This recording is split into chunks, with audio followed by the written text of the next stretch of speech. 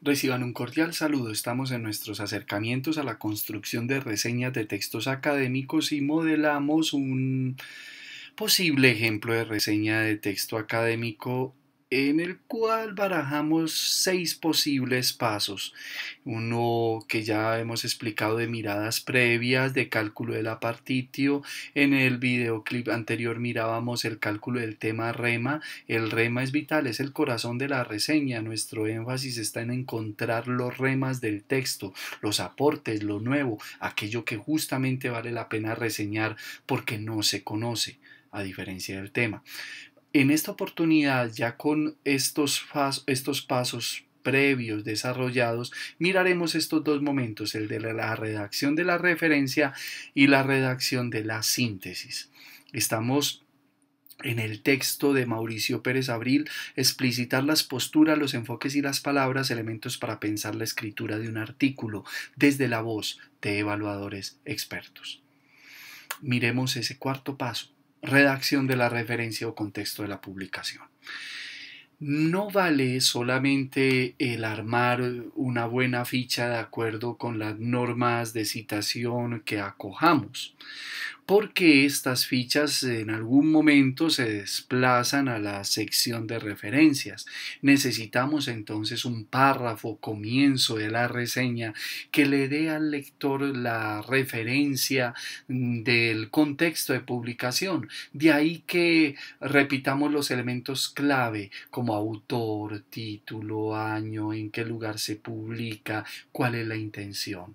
Miremos sobre el texto elegido un posible párrafo inicial de contextualización. Mauricio Pérez Abril, en calidad de miembro del comité editorial de la revista Magis, presenta su texto Explicitar las posturas, los enfoques y las palabras, elementos para pensar la escritura de un artículo desde la voz de evaluadores expertos 2010 como un aporte a quienes comienzan a escribir para este tipo de publicaciones académicas.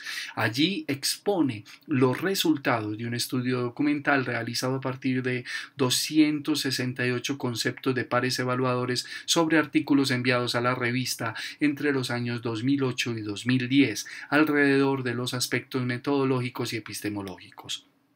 El autor condensa dichos resultados en 8 aspectos clave, uno relacionado con la elección de las palabras, 6 con las decisiones metodológicas y uno más con el manejo de la voz propia. ¿Qué hicimos acá? Una contextualización y una declaración de la intención del autor. Y luego un anuncio de lo que será la partitio de ese texto que estamos reseñando a la luz de lo que considerábamos como miradas previas y cálculos de la estructura de la obra. Ahora, en cuanto a la redacción de la síntesis, teniendo en cuenta macroreglas, paráfrasis y citación y de todo ese cálculo del rema que miramos en los pasos anteriores, ofrecemos esta siguiente propuesta de reseña. El primero de ellos se relaciona con el cuidado en el uso de las palabras y ponemos la cita.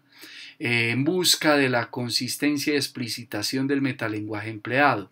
El segundo tiene que ver con el afán de adscribirse a un enfoque en detrimento de la claridad en las descripciones. La cursiva deja ver entonces que estamos citando algo que aparece entre las páginas 23 y 24. El tercero propone describir en detalle los procesos metodológicos y técnicos, 24. El cuarto aspecto clave derivado del anterior consiste en justificar la elección de instrumentos y técnicas, pues, en opinión de los evaluadores, comillas, ningún instrumento es neutro y la elección de uno u otro no es un asunto de gusto académico. A continuación, el manejo de conectores de orden es vital. El autor explica la necesidad de señalar las limitaciones y alcances de los instrumentos y opciones metodológicas empleadas, del mismo modo que advierte el peligro de sobredimensionarlos. Con esto hicimos fusión en un momento, como lo dijimos cuando explicábamos el rema, en estos dos aspectos clave. En séptimo lugar, aborda el problema de acotar y dimensionar las categorías de análisis, en cuya claridad se sustenta buena parte del rigor investigativo. Al parecer, en el último aspecto clave, Pérez Abril cierne su mayor preocupación, la necesidad de arriesgar hipótesis interpretativas. En efecto, al autor le preocupa que, comillas, una asepsia metodológica disfrace la falta de posicionamiento del investigador, por lo que, apoyado en los evaluadores, califica como rasgo de un buen artículo esa capacidad de atreverse a pensar desde y más allá de los datos.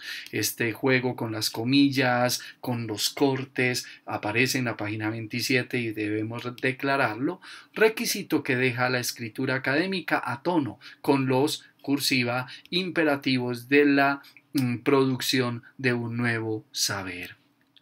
Hasta aquí nuestra propuesta, palabras más, palabras menos, de lo que podríamos poner no solo en la contextualización o referencia del texto, sino también en la síntesis, atendiendo a las características de las reseñas de textos académicos.